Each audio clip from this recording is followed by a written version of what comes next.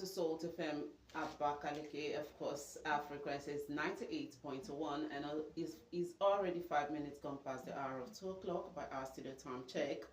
Let's begin this way by saying that in the words of Isaac Asimov, violence is the last refuge of the incompetent.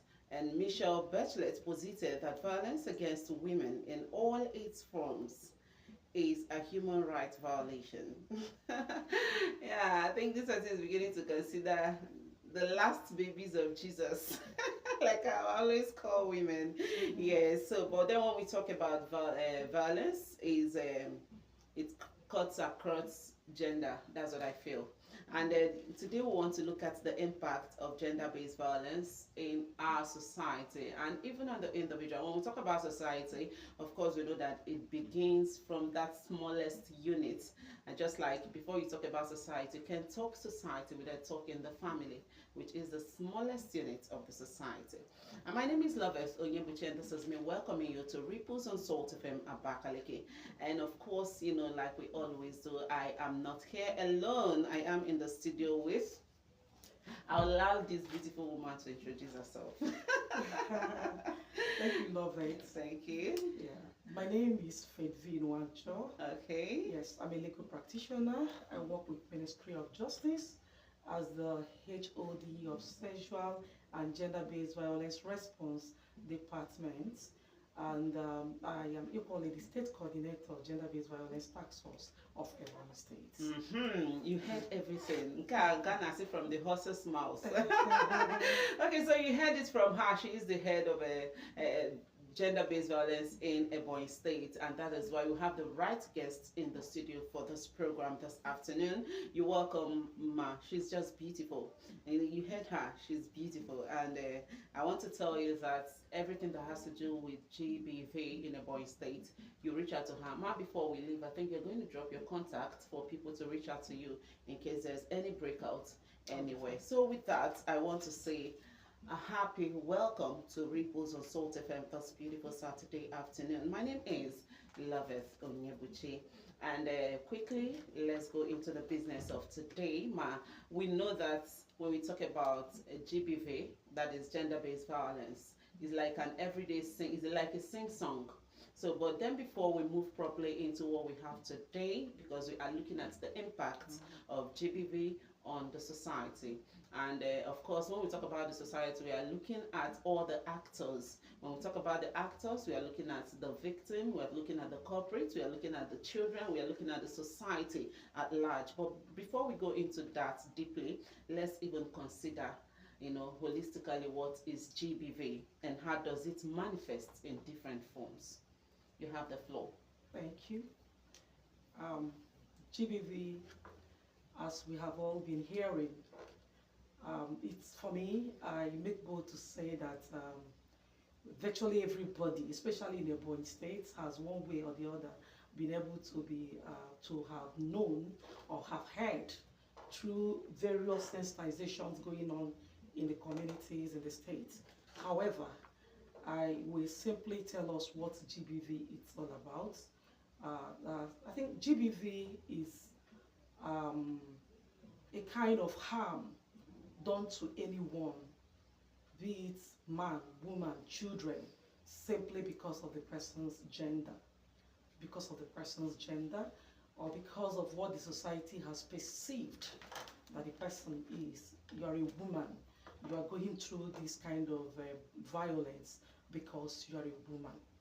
You are going through this kind of violence because you are a man. GBV happens to everybody. It happens to the male folk, it happens to the female, it happens to all ages, it happens to the rich, it happens to the poor, it happens to everybody. So, and talking about identification of gender-based violence, being able to say, now, I am experiencing gender-based violence. Yeah. You know, while we keep talking, you know, saying what we say all the time, one will imagine, one will say, won't these people allow us to hear? Every time they keep speaking, every time they keep talking about this same issue. Yes, we are not even going to stop. We are not even planning to stop. Reason is because the perpetrators are not stopping, and so we are not even intending to stop anytime soon until we see that every man, every woman, especially the female folk, who happens to be the vulnerable, of all, people suffering gender-based violence. And so when we talk about being able to identify when somebody, maybe yourself or your neighbor or someone along the street, you'll be able to say, this person is going through this, and it's called gender-based violence. When one of them is economic violence, one is physical violence, another one is sexual violence, another is emotional. There are so many. The one we call FGM, which we have been fighting over the years in Ebonyi State, is there.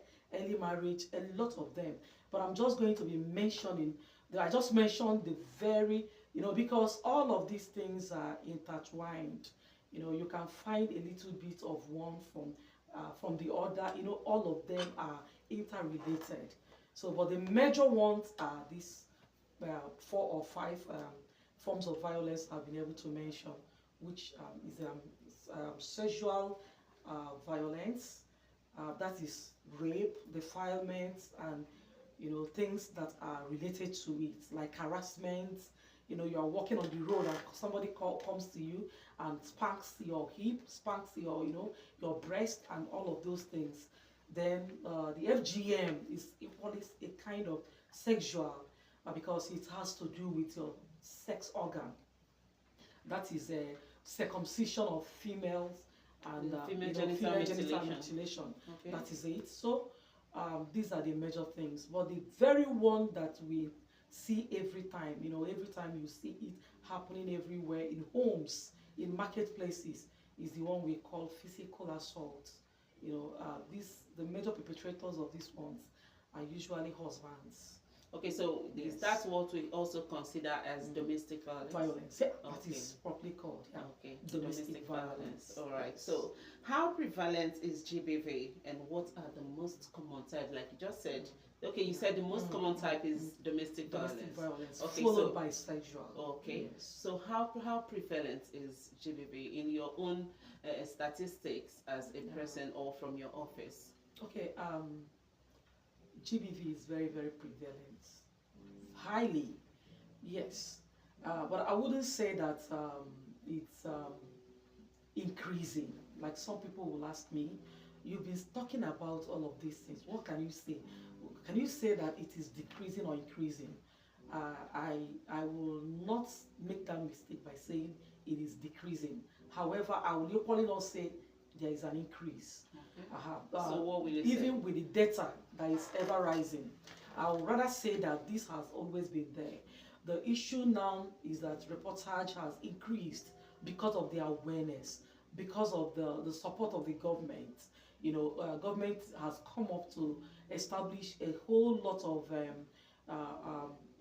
institutions and organizations that are supporting to ensure that gender-based violence is like eliminated. But just soon after the COVID-19, government of Ebonyi State, having seen what happened during that time, because there was a serious spike in incidences of gender-based violence during that COVID-19. So the government of Ebonyi State, alongside the whole people of the world, especially Nigerians, they did what other well-meaning governments did for their own states, and they joined and they launched the Gender-Based Violence Task Force of Ebonyi State. It's more like a multi-sectoral response team that was established to help and respond to issues of gender-based violence in the states. Okay, so in a far, more rapid way. Yes. Okay, so far so good. How can you, from 1 to 10, grade their work so far, their performance? Their performance? Yes. If I don't know, This is more like being a judge in my own. Yes, my I own, want to give you yeah. that platform. I know I Yeah. am speaking with a lawyer and you're not supposed to be a judge in your own case, but then let's, for the sake of the program and the people listening to us, let's Yeah. even access the performance of this task force. Yes. Yes, the task force was inaugurated with the support of the IHP. IHP. It was a program that USAID brought to Ebonyi State. It was launched with the support of IHP with Ministry of Women Affairs. So after the inauguration, the UNDP came up with the launch plans, and after the launch, so many other things. Okay, what Ebonyi State actually did was to domesticate the policy, the law that we called VAP law. That was what they did. And so VAP law was domesticated in the year 2018. That was so soon before the COVID. And so after the domestication of the law, the response team on GBV was inaugurated. And so with my humble self becoming the coordinator, the state coordinator of gender-based violence. So what we did was to create departments, create units that will enable us have an effective implementation of GBV, of the VAP law. So what we did was that we created the sensitization units, we created the legal units and the mediation units, because not all of the cases will require prosecution in courts. Some of them will actually need to have mediation sessions. Okay, So, we'll come back to this question because before we drop, there is one striking thing that the task force was able to do. That's what I want to hear. Before then, it has always been said at the national level there was something called GBV dashboard. Okay. At that point, the Ebonyi State was having no report at all. It was more like 000 report for Ebonyi State. So, but at our inauguration, one of the promises we made to the states, and in particular to the then Commissioner for Women Affairs, was, you see this table of the table, we are going to really shake it. We'll make sure that reports come up. And so we started with what we call GBV screening in communities, where we were able to see over 10,000 people, not just women. We engaged men in what we called community town hall meetings, and men were there. We spoke to them about the dangers and the ills of gender-based violence. And after that, there was a kind of boom in reportage. People from almost zero reportage. So at that time, before the dashboard crashed, that was about a year or so ago, we were able to be recording about 3,000 or more incidences of gender-based violence reported, not seen. Okay. Because we had seen more than that. Okay. But what we call reported is the people that actually took the pains to come to the office Personal and stories. file, yes, and file their cases. All right, and okay, let's look at even the triggers, because when we talk about violence, I think there's always a trigger. We saw what happened at the airport the other time with the girl Comfort and all of that. So for her to come out and then give a slap and all, I know there was a trigger at the background. So what are the triggers? What factors? Yeah, there are so many factors. One of them is ignorance. You understand that several times people really don't even know what they are doing. So many times we have seen a lot of perpetrators coming to the office when they are finally invited to the office, or even arrested.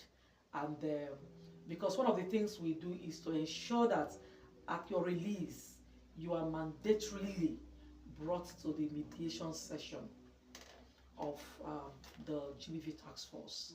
The mediation session of the GBV task force, the secretariat is with the Ministry of Justice. and the government to further empower the task force to do more, equally to show their commitment to ending gender-based violence. The present day government went ahead to establish a department called Sexual and Gender-Based Violence Response Department of Ministry of Justice. And so the Secretariat of GBV is being housed with the Ministry of Justice. So the mediation session is equally at the mediation center of Ministry of Justice. Yes. And so most times when they come to our mediation sessions, you will be seeing men, especially men, they will say, so don't I have right to beat my own wife when she errs? So don't I have right to correct her? Don't I have right to beat my wife?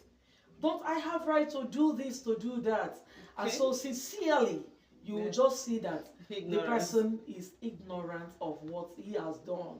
Okay. That is it. But typically now, the law says that ignorance of the law is not an excuse. Okay.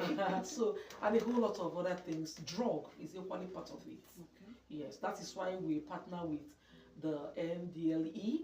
So, we bring them on board sometimes to teach our people, especially the younger ones, that, drug taking is a no-no, because most of the triggers is one of these things. That is justice. So people are triggered, ignorance, lack of education, lack of awareness, all of these things. And sometimes it's cultural issues, belief, at times religion. Yes, it's unfortunate. Religion, yeah. Okay, let's go deeper into that. A bit into it. Yeah. You see men coming to say, the Bible says she has to submit to me. They go straight to pick that aspect without knowing, without bringing the other part that says, husbands, love your wife as yourself. Because you do know that when you love your wife, even when the woman disobeys, you will correct her with love. Yeah. And that is it. And they come up with all sorts of religious backups that is making them violate or perpetrate gender-based violence against their partners or against whoever they decide to, perpetrate it on. All right, you are still on to Salt FM Abakaliki, and of course it's 98.1 FM, and we have been looking at the impact of gender-based violence. I mean, how so far so good. Barrister Faithvin Wancha, who is the state coordinator of gender-based violence in Ebonyi State, has been doing justice to what we have today. The bar. Let's look at but before we go into the impact and then we consider the consequences, let's look at the policies and advocacies we have on ground and how people get to it. Okay, the advocacies are naturally, okay, let me just say, for Ebonians and for people within this fair, when I talk about people working on preventing gender-based violence in the States. Yeah. I can say we have done a lot in areas of advocacies. As the coordinator of gender-based violence, I have led a lot of delegations with my team, and indeed, everybody that works under this sphere. We've taken them to a whole lot of places, or we've made advocacies concerning shelter. Because you cannot effectively respond to gender-based violence without issues of shelter. Issues of shelter keeps coming up because when somebody is violated, the next thing expected is to remove the person from the place of violence into a place where the person will feel safe. It's called safe space. You take the person out of the place of violence. And so you see, you cannot really do a lot without issues of shelter. And so over time, we have spoken to authorities, we have made the advocacies even to international organizations, asking them to help support, establish homes like that for us. And we have equally when we talk about gender-based violence, you probably discover that it's not something you can do without medical, um, how do I even put it? Partners. Yes, no, without, yes, without medicals, yes. So, and that is why we, at a time, we had an advocacy with the MD of Norfolk, and he quickly established one JBV unit. It's more like a holistic, how will I call it, one-stop shop for people with such complaints, and that place has really helped us. At a time, the place was becoming overwhelmed with incidences and reports of gender-based violence, and so I went again with my team to FETA. We went to this very current what do we call the person, CMD. So we had an advocacy visit with him, and there and then he established gender-based violence units of the hospital. So we have done a whole lot, and I'm sure even in your office, the EBBC, the Salt FM, we have been here advocating for slots where we can come in and speak about gender-based violence issues. You know, we have done a whole lot of, we've gone to hospitals, we've gone to churches. So do you go to the grassroots? Because that is what we do always, always. I told you how we have equally partnered with a lot of local government chairmen of Ebonyi State. We have partnered with a whole lot of them. On 23rd of this month, we will be having a kind of partnership with Okposi Development Center coordinator, who has called us to say, come and do a kind of screening, speak to my people, tell them about the ills, about the menace, about everything that gender-based violence does to our people. And so on that day, we will all be moving down to Obosi to speak on these issues. Okay, now do you carry along the traditional rulers? Because you know Very you talked well. about the issue of culture. Yes. And if we don't carry them along, we'll end up messing up the whole thing. Okay, so how do you bring them into the very, very, very well? We carry them along, because the truth is we can't even do without them. This issue we are talking about will be better achieved from the grassroots, and that is why we have always, you know, when I told you we were all over Ebonyi State, all over communities in Ebonyi State, leveraging on what IHP you said was bringing to us. I told you we were able to interface with about over 10,000 Ebonians, both men and women, small and old. We were able to meet with them. We were all over, and doing that, we were able to interface the traditional rulers. And some of the traditional rulers are already doing so well. Wow. A lot of them are great partners. I can. So how were you able to convince those men? The custodians of those traditions that keep us down. I know. Maybe you do a lot of prayers. Yeah, prayer is what we do all the time. Okay. Because without prayers, we cannot achieve nothing. Yes, because our God is a God of love. He wants everybody to be free and safe wherever they are. And so one of the things we do is that we continue talking. We don't stop. We talk all the time. We engage them all the time. We bring them up for trainings. We train them. The traditional rulers? The traditional rulers. Sometimes we even go to where they are having their monthly meetings, and we stay, talk with them there. And very, very fine. A lot of them were all friends, and we have all become partners to these parts. They are doing so well. A lot of them are doing so well, and so many of them happen now to be they are serious ambassadors of gender-based violence.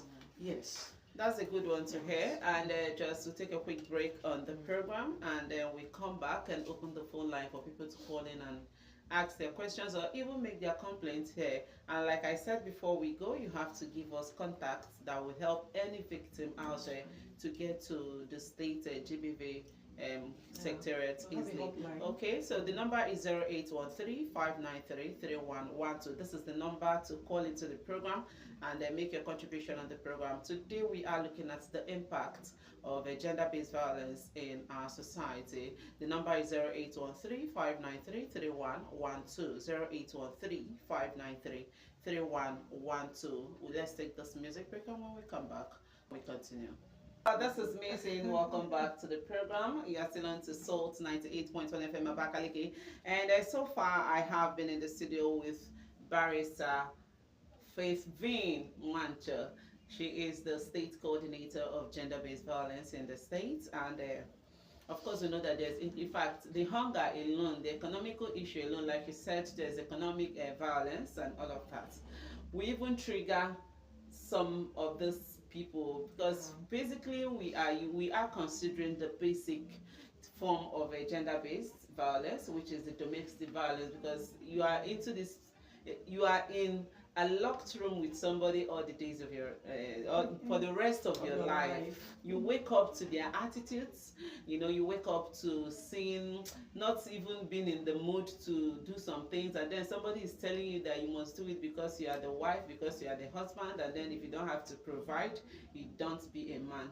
And funny enough, even the present day mothers, they still walk in the same step and the same shoes of making this men bottle up. You know, you have to be man, and you have to be man enough. You have to man up and then cage up, and you know, they box these men into not opening up their emotions.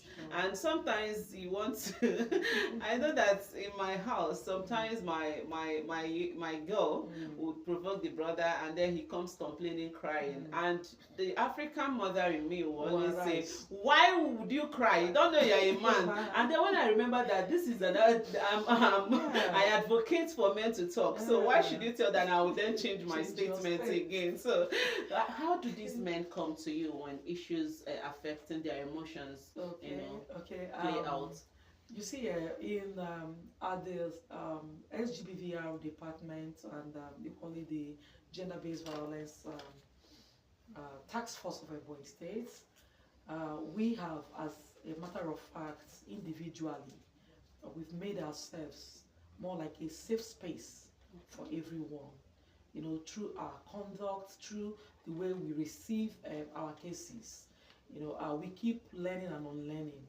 And this has made people, including the men, to freely come up.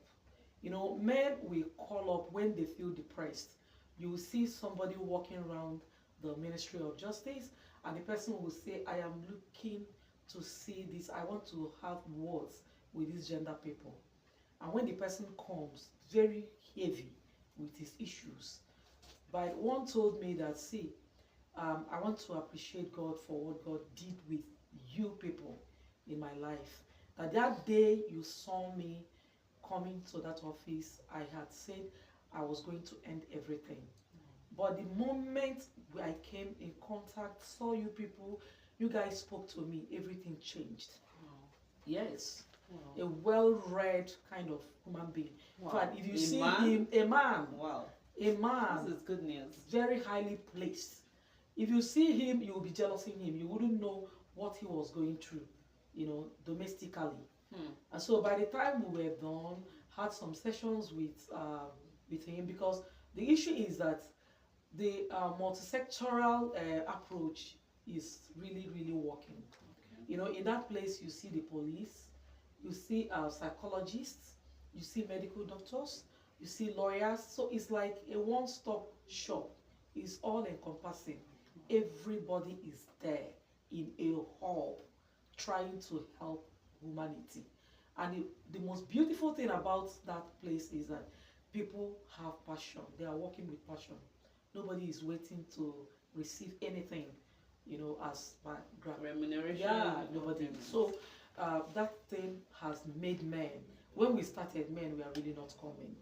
You know, it was the usual, how will I come and say my wife did? That would portray me as a weak person. Man. So, and over time, we kept talking about it. We kept speaking, we kept talking that men are equally violated, and they should feel free to come up A few days ago, a man came and said, my wife has been beating me. It's not like I don't know how to like Fight back.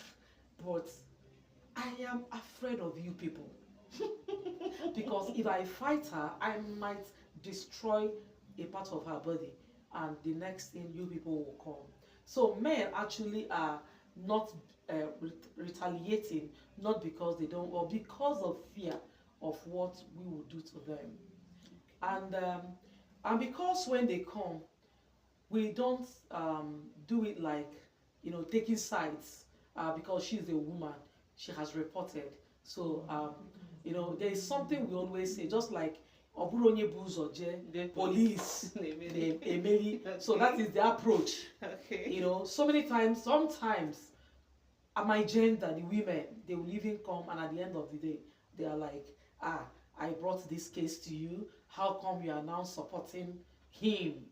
And so when that kind of a thing has happened, and the man goes home to tell others that these people are not they are not biased, they are very, very free. They don't descend to the arena of, all of those things. So when they go back to tell their folk, they trust everything is like, built up, and they start coming, making referrals. So Wow. that is it. And some women, some men make referrals to other people, and that's how they come to us, Okay. relaxing and, submit to the process. Wow. Okay, so Yes. let me take this call before we go into the real thing, which is Okay. the impact of GBV so far. Hello. Hello, good afternoon. Good afternoon. Your name and where you're calling us from? I'm Pastor Frederick. Pastor Owen Frederick, you're welcome to the program. Quickly tell us your contribution. I want to appreciate you people in the studio. Thank you. My prayer for you people is that the Holy Spirit will be helping you to take the right decision in any time that is a reportage of all the cases. Okay. Thank you and God bless. Thank you very much, Thank Pastor. you. Thank you for that prayer. Okay, so the number is 0813-593-3112. Hello, good afternoon. Good afternoon. Good afternoon. Your name and your location. This is Oji Emmanuel Stomeka, calling from Kobe. Okay, quickly go. I want to greet my lords over there. I submit the demands for them for the wonderful work she's doing. Emeka, you're welcome. She knows me very well. Okay. And I want to say that she wouldn't know how GBV tax force is impacted in ensuring that families in Ebony here are living in peace. But I want to assure her that we'll continue to be partners in progress, ensuring that we report GBV cases, do referral, respond to GBV in our surroundings and our communities, and continue to, awareness that GBV tax force is doing a lot in ensuring that we have peaceful families in Ebonyi State. Okay. We're appealing to the government of Ebonyi State to, do the needful. I remember the time they went to Lagos to go and learn what they also do in Lagos, and they learned a lot. Those things they learned there has not been duplicated in Ebonyi because of funding. We know that. We are appealing to the government of Ebonyi State to, release more funding for them to continue do the wonderful job they are doing for the people of Ebonyi State. All right. Once again, thank you very much. I greet you, my Lord. Thank you so much, Emeka. I appreciate it. I thank you so much. Thank you. All right. Thank you Thank very you for the much empathy for you that make too. contribution and the program. The number is 0813-593-3112. Hello, good afternoon. Good afternoon. Your name and your location. I'm Raymond Zamali, calling from Yoko. Okay, Mr. Raymond, go ahead. I wish to greet you people. Thank You are you. doing a wonderful work. Thank you. I need the private number. Okay. It's private number or office number. That's what I need. Okay, you are going to get the office number. Yeah, then when you get to the office, you may request for the private number. That is, if you don't call at the wrong time. Okay, you are still on to Salt FM Abakaliki. Hello, good afternoon. Hello, good afternoon. Good afternoon. Your name and your location. My name is Emeka Mokore, calling from Ontufuanike, local government. All right, go ahead with your contribution. Okay, thank you so much for enlightening us. All right. I think this issue, we should also involve our teachers, secondary school teachers, primary school teachers, because when there is no way, we will find one or build one. Because the age that parents carry out these ugly acts, the children might not know, what they are doing. And it's better for us to catch them up by informing them when they are still in primary or secondary. Okay. I also want to thank the guest in the studio. Okay. She should also get others involved so that we'll fight and defeat this ugly insurgent. I also want to say to him that she should not reject any possibility because she won't get the credit and the Lord will reward her. And people that are also, especially they are doing a wonderful job. All right. And the person should also hear what you people are saying. So for our own betterment. Okay. Thank you, and the Lord will bless you all. Thank you. All right, thank you very much, and thank you for your contribution on the program. You talked about taking this advocacy down to secondary schools because these children, when they look at their parents and then they form, of course, they begin to form opinion with that that thing they see because kids live by sight. Yes. So if we don't take it down to, it's very important that you take your advocacy down to the secondary schools. Okay, now let's look at the impact before we keep taking more calls. What are the impacts so far, and how has GBV impacted the society? The impacts of gender-based violence, number one, they are very enormous. But I will be talking about the physical injuries on the survivors. We talk about physical injuries and even deaths. Here in Ebonyi State, I don't even want to talk about the famous Osinachi that everybody, that Osinachi's case, more like opened the eyes of Nigerian women, and it triggered a whole lot of, voices speaking up. Now, every woman will come and say, "I don't want to die the way Osinachi died." Yeah. In fact, the way they even started going about it, it was like homes, marriages were all going to be ending at a time. So, number one is, that supreme price, death. In Ebonyi here, we have had to bury a lot of women, under my watch. I've had to, I don't want to call names of the communities, but I know that this year alone, we have buried 2 women in different places. Last year, we had some buried. So this is one of the major ugly impacts of gender-based violence. Another one is this low esteem.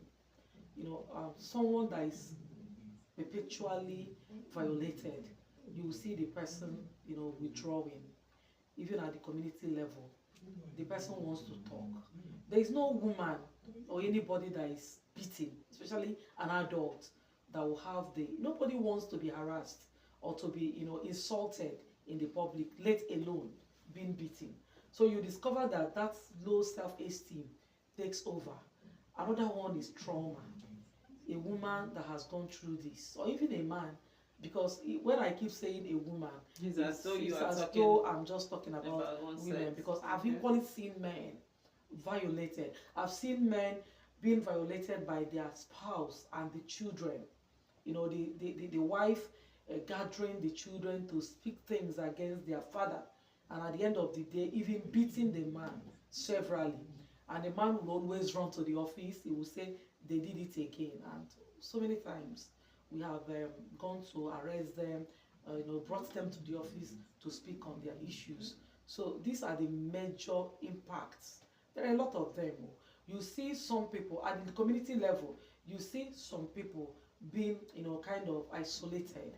I've known of a young lady that had a physical challenge. I think she was having, I don't know what they call it, is it mumps or what? I don't know, but a kind of growth at one side of her neck.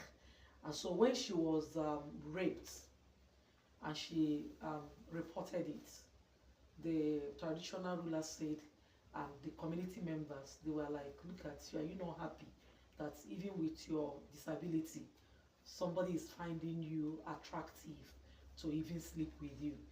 So, this kind of an issue will naturally make the person to be withdrawn at that community level. But I thank God in one of those issues, I remember barging into that palace very early in the morning, around 7 o'clock. We left Abakaliki and with my team. And by 7 o'clock, when they had said they were going to ostracize this particular girl and her poor mother, we were there. They said after 7, they will not allow us to enter the community, to enter the palace. So we were there ahead of, we worked with strategy. We strategized. And when we got there, we saw the women trooping in to do what they had planned to do. And so at the end of the day, when we finished talking with the traditional ruler, we engaged the women. At the end of the day, they were so ashamed of themselves. So these are things, and it can equally make somebody to stop education.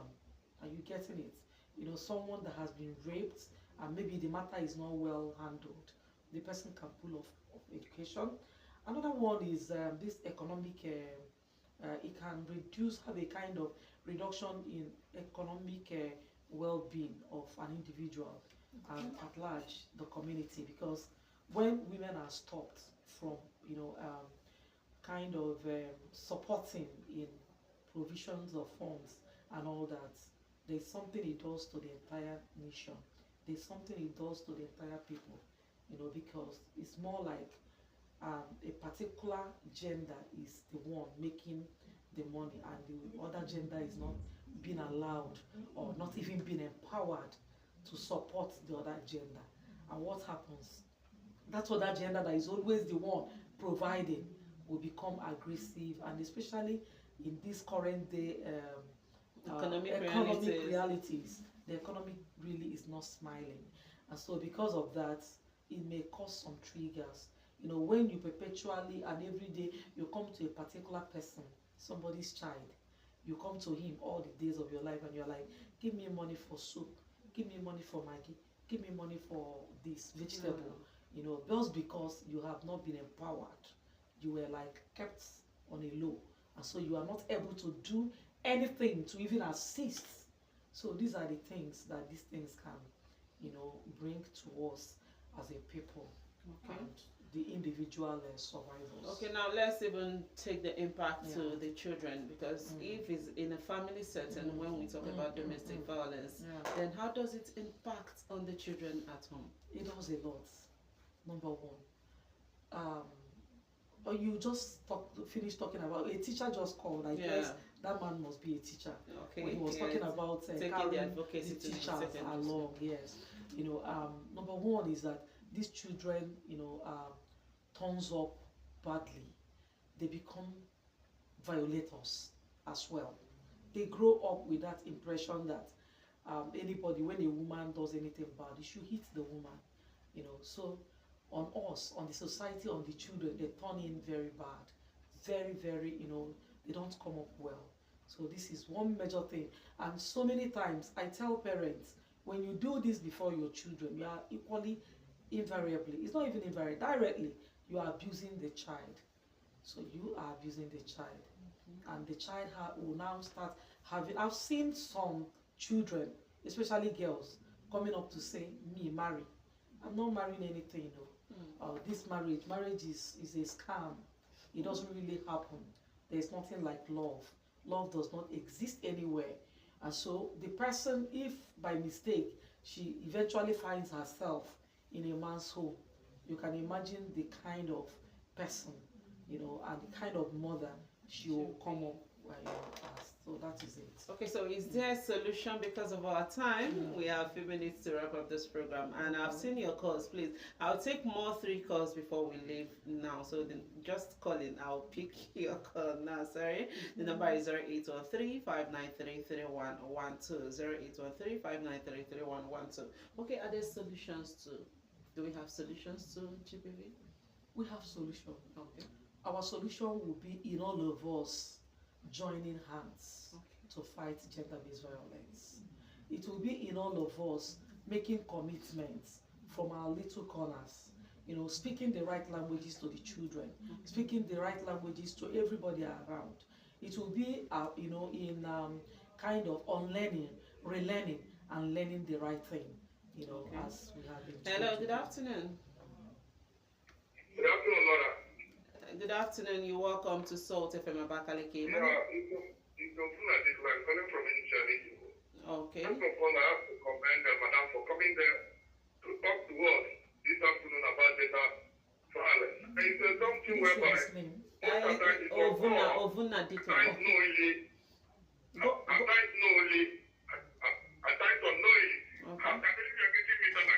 Yeah, go ahead. Very well. So, at times, it of course, at times knowingly, at times unknowingly.